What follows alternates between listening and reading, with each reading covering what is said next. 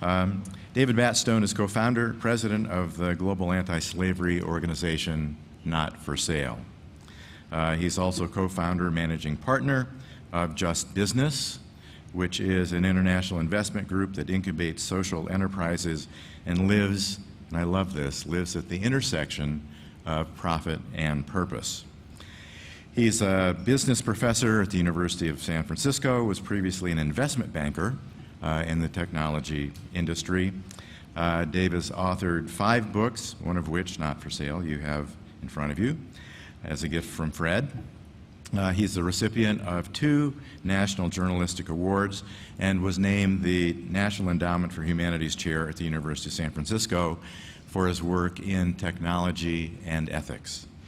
Now, beyond wanting to appreciate Dave and honor him for his truly extraordinary work, his placement on the program this morning is really propitious because it relates so directly to our leadership expeditions, which are coming up very soon. In a very real way, Dave is setting the stage. He's providing us with a focused lens, if you will, for our upcoming visits of transformational organizations with exemplary leaders. And Dave, we are so delighted you're here.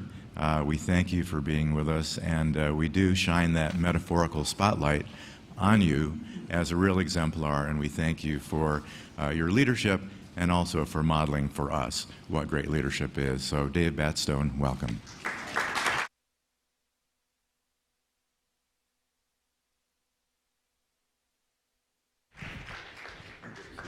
Good to see you too. Well, terrific. I'm David Batstone, and I'm not for sale. And it hasn't always been the case that I've been not for sale. I was a venture capitalist in Silicon Valley. So I want to walk you through that, and if you like having kind of mental places to checklist, we'll be talking about slavery, the Amazon River, cupcakes, and like all good ventures, chicken shit.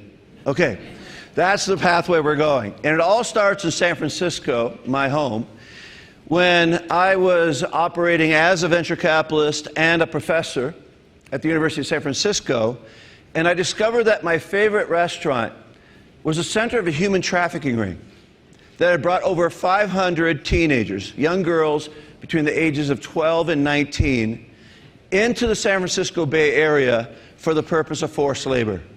Taken from their homes in Bangalore, India region, brought into California under the guise of some type of family or visa working relationship, placed into the restaurant to wash dishes, and then taken out to fruit and vegetable fields, brothels, and construction crews in Northern California. 500 teenagers enslaved in the United States in the 21st century. I was so shocked by this. I felt like I needed to understand it. I needed to research it. And so that took me on a journey around the world. I took a year leave of absence from my bank and also from my university, and I followed the trail. I went from San Francisco to Bangalore. I went from Los Angeles, where I discovered 110 Thai women had been locked into a sewing factory, forced to sew clothes every day,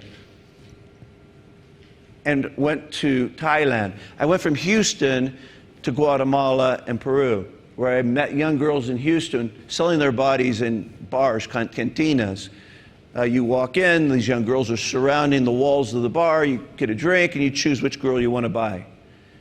Just couldn't believe this was happening. So my journey discovered that there are 30 million people in the world living in slavery today. It's a lot of folks, and it's a $32 billion industry. That's, the FBI tells me that's larger than guns now. Drugs, guns, and trafficking of people. 32 billion a year. It's larger than Starbucks, Nike, and Google's annual revenue combined. So, how does this happen? What does it look like? And so for me, those were the questions that I went to discover. And you have a book in front of you, thanks to the Fred Forum. I appreciate that. And that's the story of that journey. So I won't repeat that. I won't do you the disservice to think you can't read. But What I do want to share with you is that taking one step. I always used to think that the question that was most meaningful was, what is my purpose? What's the meaning of life? And I guess I've discovered that it gets flipped. Life asks me, what's your meaning? What are you going to do when you find out that your favorite restaurant is the center of a human trafficking ring? What's your next step? I took the one step I had. I'm a writer. I'm a journalist. I've been writing for a long time. I've written 5 books before Not for Sale. So I said, okay, well, I will investigate this and write a book. And that was the only thing I planned to do. And I was going to come back to San Francisco, rejoin my venture firm, and teach, but raise awareness. Well, you take one step. The problem is that the second foot starts moving forward to a second step. And that second step was meeting this woman, Kurnam. Kurnam was not looking for slavery any more than I was. She was an artist in the town of Chiang Mai in the north of Thailand. And as she would go to her studio every day, she would see these young kids sleeping by the waterfront or the aqueducts that surround Chiang Mai. And they're 11, 12, 10, and she was just wondering why these kids were living by the riverfront.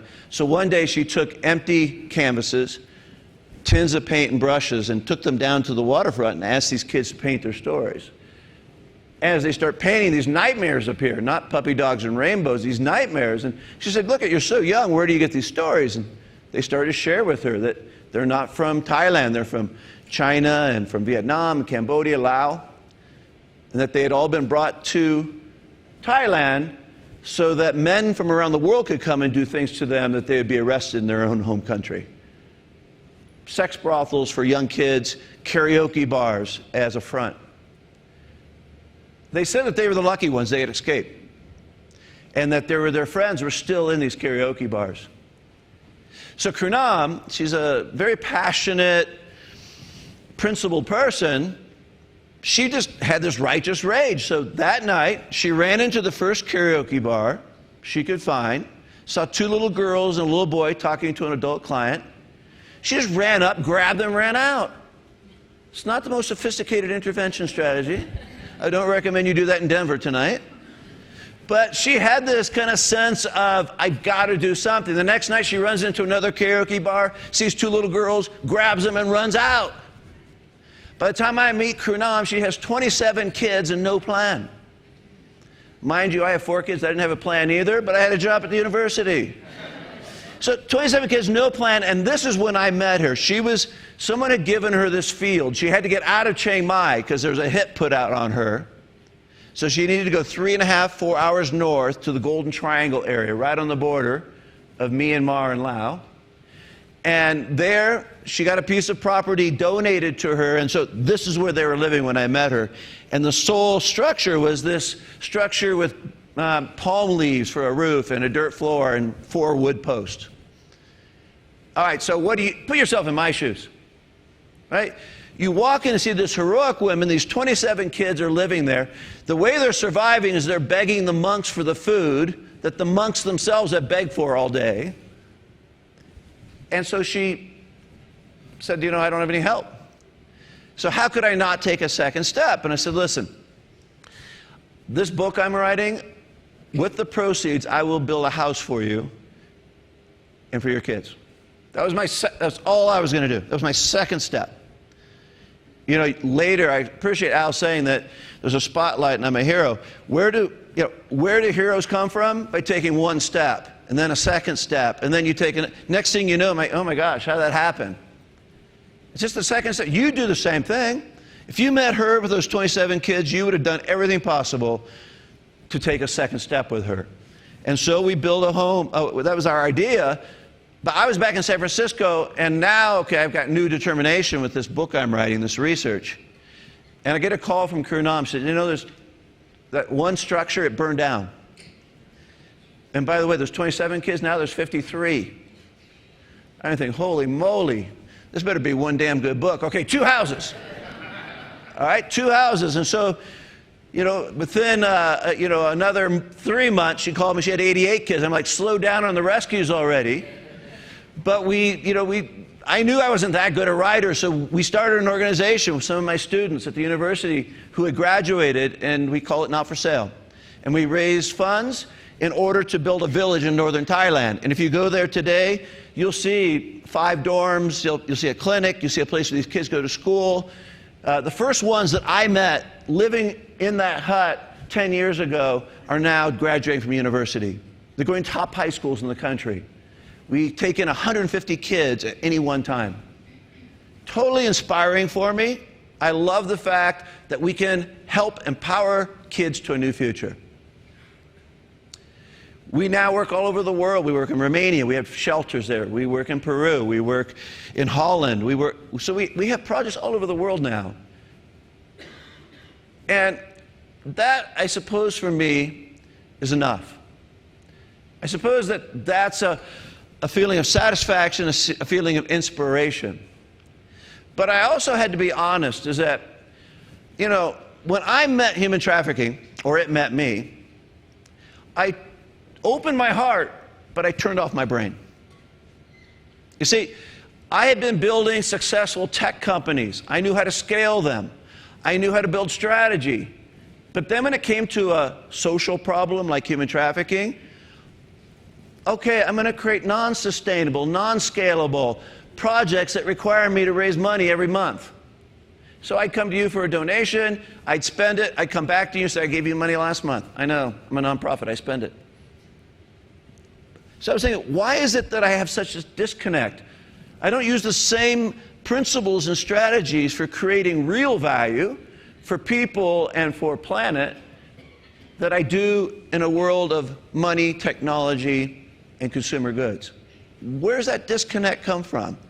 So I wanted to figure that out. We had started downstream. The other part of that is I realized that, you know, as much as I am inspired by what Not for Sale is doing in Thailand and Romania, in California now, I also felt like I was at the end of a river. I'm pulling bodies out as they're drowning and they're flailing. But at some point, and that's mercy. You know, we all have compassion, we have mercy, we're wired, our DNA for that. And if we ignore that and we deny that, what kind of people are we? But also, I realized that unless I walked upstream, unless I started to walk upstream and find out why so many kids in the world today are at risk, why so many women are being exploited, why the poor are being taken advantage of, unless I did that, unless I created justice, I wasn't really solving the problem. So we looked at the situation at a case-by-case basis, and we started in Peru. Here's our shelter that we had in Lima for kids who were being trafficked for the commercial sex industry in Peru. We literally went upstream in this case because we discovered that most of these kids had come from the Amazon region, where indigenous tribes live and aren't really considered still today full citizens. They aren't considered full human beings. They can be taken advantage of. Illegal mining, illegal logging, illegal charcoal, and this all contributes to the exploitation and enslavement of Amazonian people. So when I looked at this, I said, okay, I want to figure out what the problem is. And this gives you a good scenario of what's happening in the Amazon today.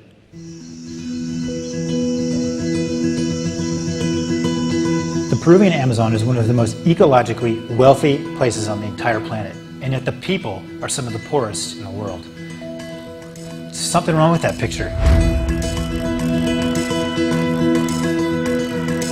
The communities in the Peruvian Amazon are 7 hours from the nearest city upriver. The only way to get there is by boat, and the community members can't even afford to own a boat. They don't have access to marketplace. They don't have healthy jobs in their own community. So traffickers come in. He sido explotado. He trabajado día y noche, las 24 horas. It's happening, and primarily because there's a lack of economic opportunities for work. When we looked at the Amazon region, we saw rich resources. We saw people who desperately wanted to work and build a new future. We knew there had to be a solution to the problem. The only question is, what would that solution be? Part of the solution we came up with was relatively simple. It was to provide villagers a boat. But what happens when the boat wears out? How do we create not a charity-based model, but a sustainable model? It's creating jobs. Unfortunately, to create jobs is a pretty complex process. You need to engage the communities themselves. You need to engage local businesses that are creating products. You need to engage international retailers like supermarkets, and you also need to engage consumers to understand why it's important and why they should be buying these types of products. What we came up with was an incredible idea that would link all of those actors together, and what we came up with was Rebel.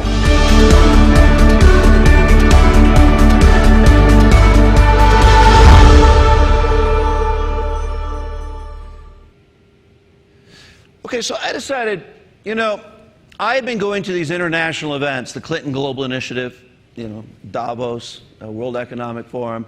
I tell you, the first time you go, you're dead impressed. You're like, wow, I mean, there's the president of, and there's the CEO, and they're talking about poverty and exploitation. We're going to do something. And you're really inspired. And then you come back a year later, and wait, what happened? We're in the same speeches again.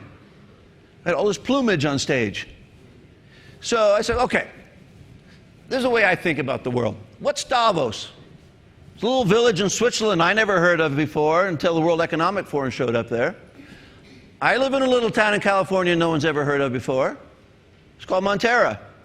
So I'm going to create the Montera Forum. And I'm going to invite the 50 smartest, most influential people I know. Now, it's not Bill Clinton, perhaps, but you know, founder of Twitter, the owner of All Saints and American Apparel. Let me see. I'll invite a few baseball players. So I got to put a bunch of people together. I'm sorry I didn't know you. I'm sure you'd be in my 50.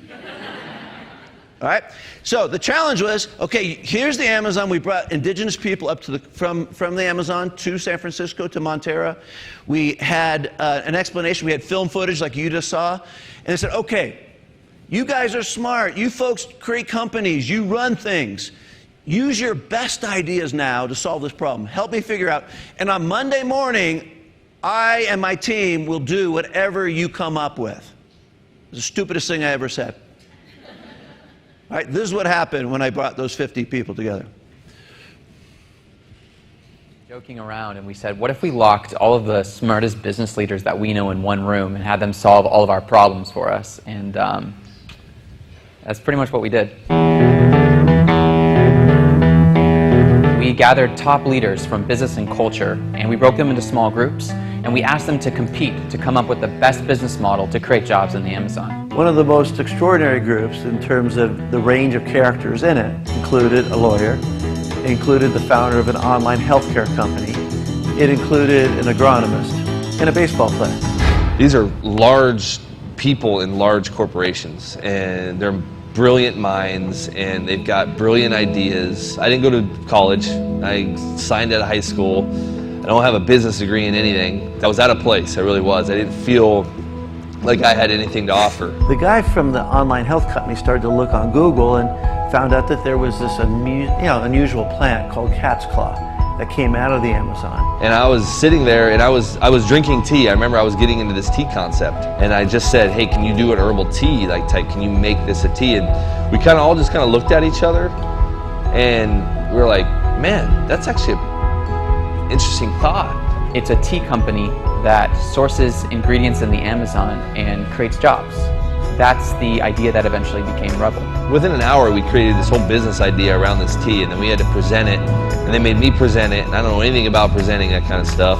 And Rebel won because it was so practical in creating jobs for the people in that region. It linked a consumer up with a producer, someone who wanted to be involved in changing the world with the people who most needed that change. And next thing I know, I'm getting stuff in the mail, and Dave asked me if I want to invest in the tea. And I actually was like, what tea? At first. And he's like, the tea idea you came up with. And I'm like, you're actually running with that? Now I got bragging rights. It was my idea, Jeremy Affeldt, World Series game winner 7 last year for the San Francisco Giants. More importantly, the inventor of Rebel Tea. So what happened with Rebel? Within 18 months, we had gone from inception with a group of 50 people in a room to a product that went into Whole Foods in Northern California. How do you create a company from scratch on Monday morning? That was my dilemma. Okay, now I'm going to be a consumer packaged good tea entrepreneur. What you do is you go out and find the best damn tea maker in the world. You don't go hire a social worker who had always had a mother's wish to create a tea. right? Or, oh my gosh, you're a pastor of a church. Why don't you create this? You know what? You find someone who that's what they do. Well, how do you attract them? You do what every other company does. You offer them high compensation. You offer them stock equity. Okay, well then where are we going to get the money? You do what every other company does. You go out and raise private equity. You see what I'm saying? It's like, for some reason, oh, it's a nonprofit. We really got to do it poorly. Right? So you go, no. I want to kick Coca-Cola's ass, right? I don't want to be, oh, hey, would you drink this? It's going to help the kids in the Amazon. I want you to grab it because it's the best drink you've ever had. And that's what I believe Rebel is. And you can go down here in Denver and Colorado Springs and Boulder. You can go to any store in 50 states today and you're going to get Rebel. We are now in 5,000 retail stores in all 50 states. Thank you.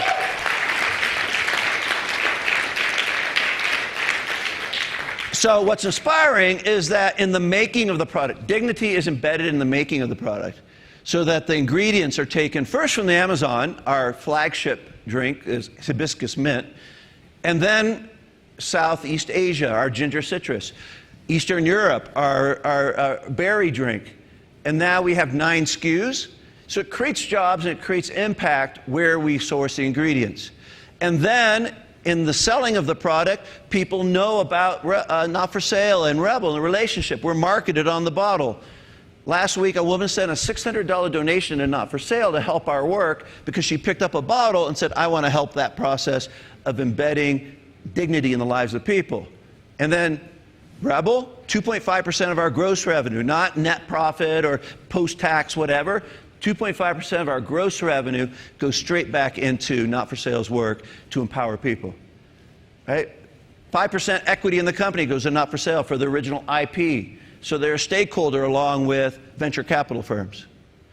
To me, this is a model. It's a template for embedding value and dignity in what we do every day, not your year-end check that you only write once. What's great about this is inspired companies to come to us and say, you know what, we want to, in a sense, put Not for Sale and your mission in our DNA. It's not our foundation wants to write you a yearly check. It's like Cisco's biggest competitor, Juniper Networks. Their corporate slogan is, we empower everyone and connect everything. And they said, that's what you're doing with Not for Sale. So we want to embed that into our corporate strategy. Annually, we also will give a financial gift, but we also want to integrate it into the products that we talk about. Right? It's rethinking what it means to be present everywhere, be everywhere. So I've become really fascinated from that point about how do I then figure out how to distribute generosity in a new way. How do you distribute generosity? Just like you're a tech company. See, my theory is that talent, capital, and technology migrates to those things we care most about. Talent, technology, and capital migrate to those things we care about. We don't really care enough about the environment and people to migrate technology, talent, and capital to those places. My life goal is to change that equation. When I go to Stanford or Harvard or any university and I'm recruiting people, it happens every time. Some young student will go, oh my gosh, I love what you do. You know, I got an application in for Goldman Sachs and Apple and Google, but if I can't get a job, I'd like to work for you. I'm like, I don't want you, you loser. What, you got turned down 3 times and you're like, oh, I'll take you. Again, it's the whole mentality, right? So how do you distribute generosity? So I began to think about, okay, how do we create platforms for distributing generosity? And this is where we come to cupcakes. How do I give you cupcakes? Because I want to be generous. How do I give a gift? Well, we created Love Tap. This is another enterprise that we started to create. We have 10 enterprises now, Rebel and 9 more. And I just want to share with you 2 other ones because hopefully this will get you thinking as you make your visits today about what would it mean to really change the world? How would I use my skills and my resources? I was sharing with someone yesterday, and I'll get an executive come to me, and they like run global M&A for something, and they're, can I go to India and work in Calcutta for a month? I go, yeah, you could, but I could pick anyone and do that, but I can't find someone who does global M&A and has that skill set and expertise, right? It's rethinking charity. I think you got the drum beat, right? So Love Tap is how do I give a gift? I want to give a gift through a text or an email. I want to make it really simple to give a gift around the world. So I closed a big deal this week. One of my investors in Australia just sent me a cocktail through a text. And what happens is I walk into my local store in San Francisco that's been curated, one of the top places there. I show them my phone, push redeem, and I get a free cocktail. I can send you a cupcake. I can send you a gelato. So this is how it works.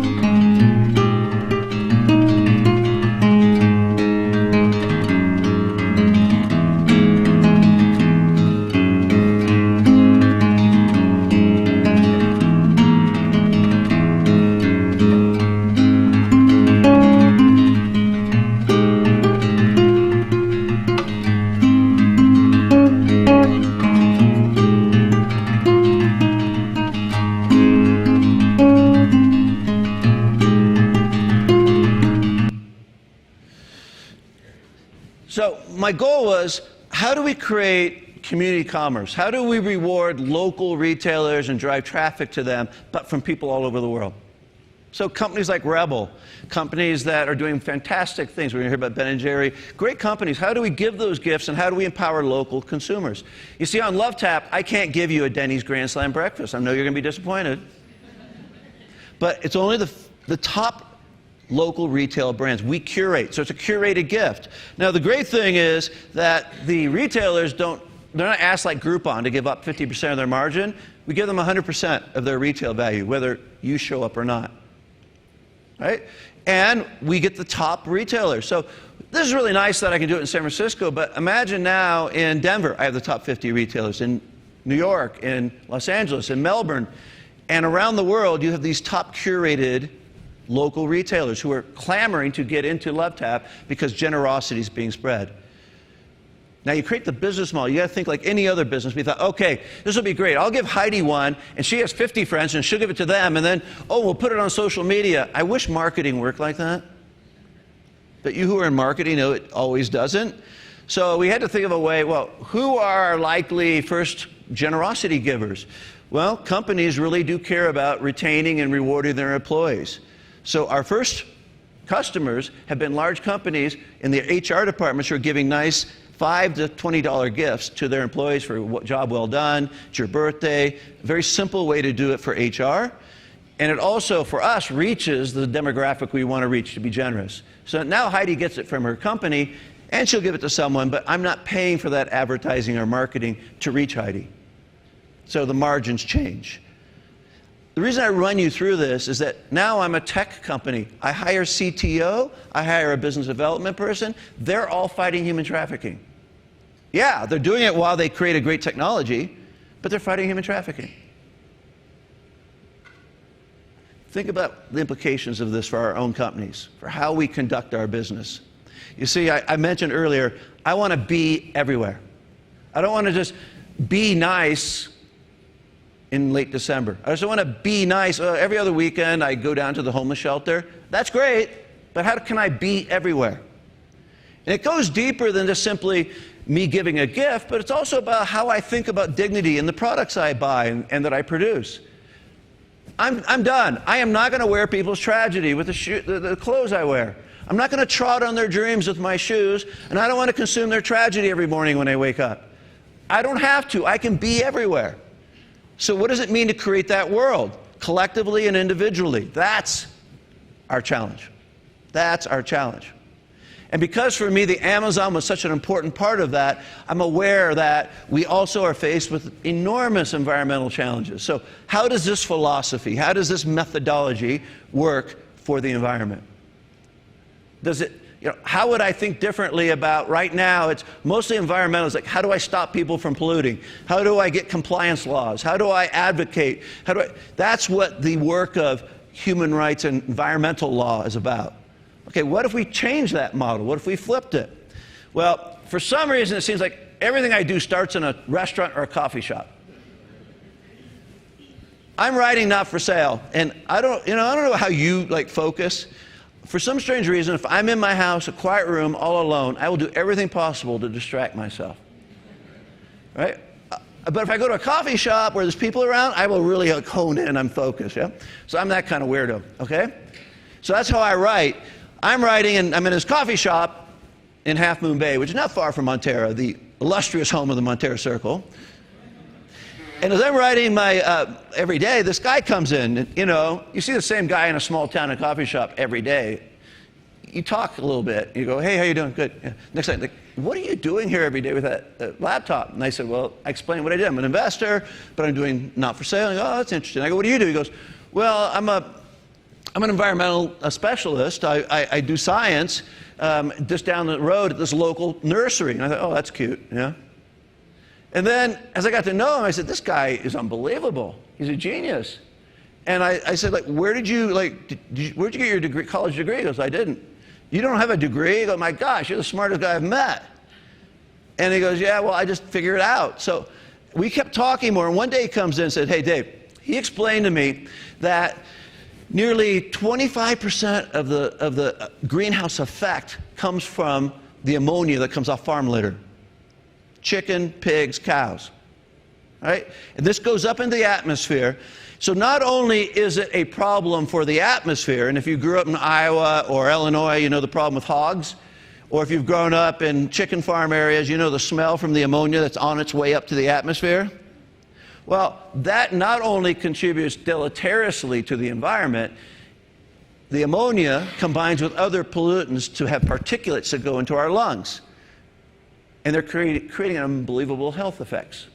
My mother grew up a farmer in Illinois on a farm and never smoked a cigarette in her life. She died last year with stage 3 lung cancer.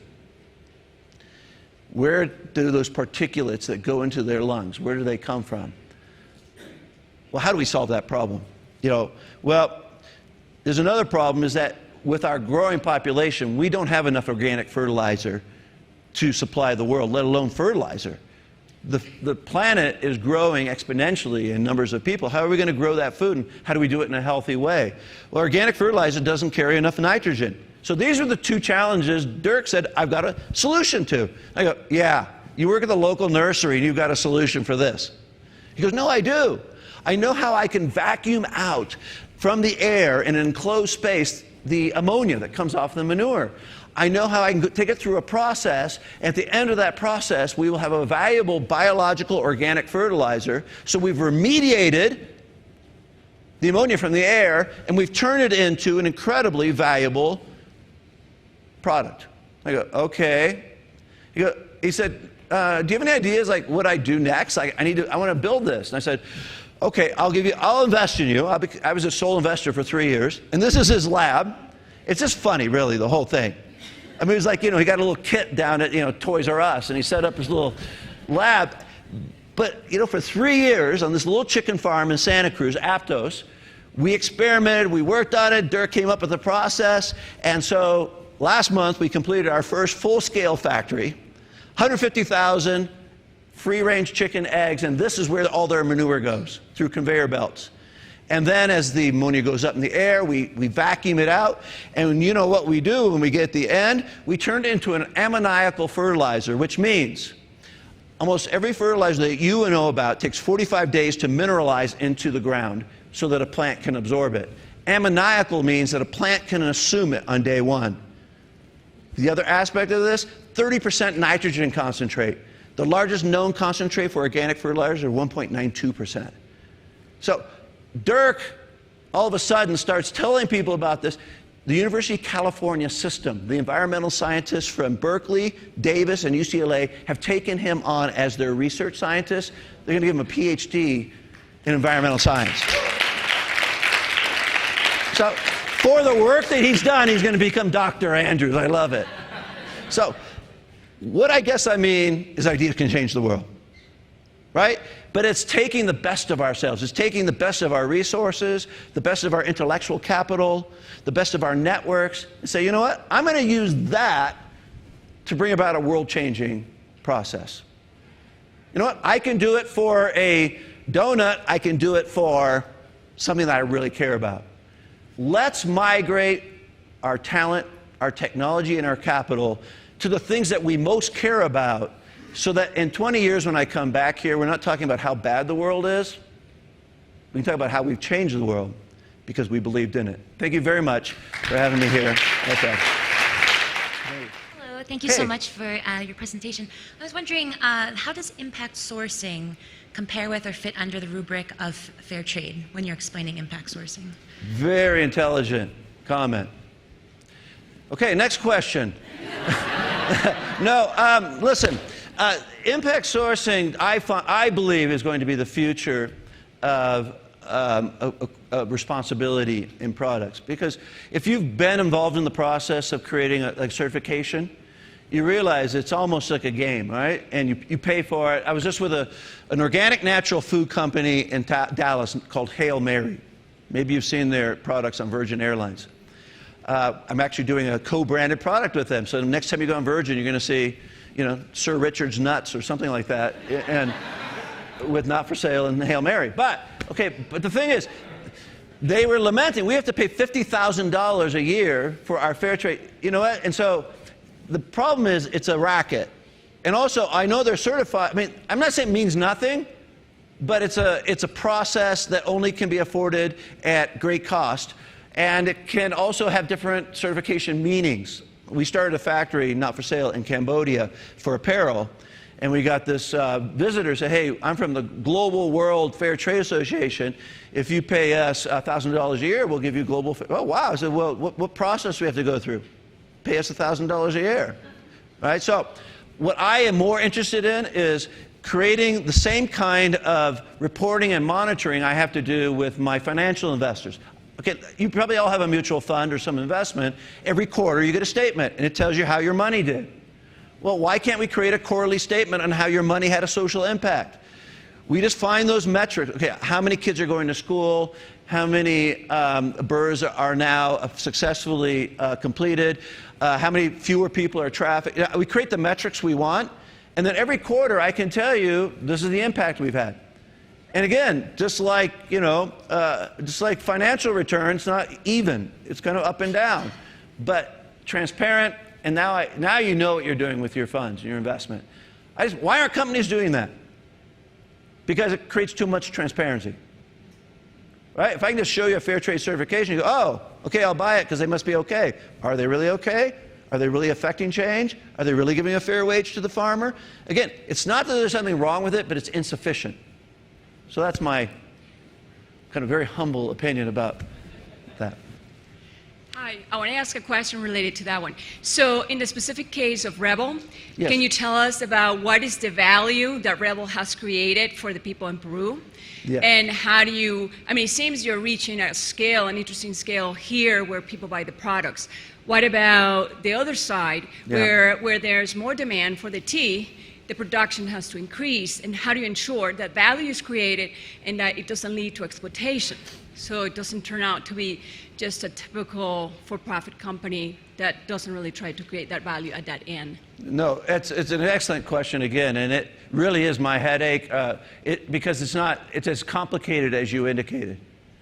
When we first started, the first ingredient that was mentioned in the film was cat's claw. We said, okay, well let's put cat's claw into a drink.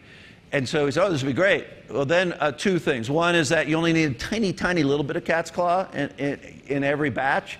And also, you know, let's say I go to a community in the Amazon and say, okay, I just want you to create an extract that we can put into a drink. Well, what do you mean? We just go out and harvest it, right? So then, okay, we said, well, let's start working with the supplier in the region who our quid pro quo with them is, you can do the extraction, we will be your supplier, or you can be our supplier, but the quid pro quo is you have to source from these communities that get left out. Right? So we're leveraging our supplier relationship. So we have a full ingredient sourcing report at Rebel that we update regularly, quarterly, and that's the first version on the website. The second version, which is much more robust, is coming up any week. So that is how we measure our impact.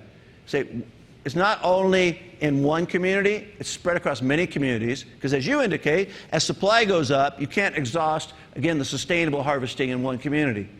So you imagine the people who run our ingredient supply chain not only have to figure out how to compete to make a product that can be cost effective in a store that people will buy, they also have to keep in mind, well, is this really going to benefit a community, and whether or not the ingredients are going to have an impact?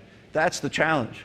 When your competitors are just finding the best, the easiest ingredients they can, right? So you're adding layers to this. But you know, that's why we need the best and the brightest, not the fourth place losers. What's that? And we're good. Thank you, David. Thank you very much.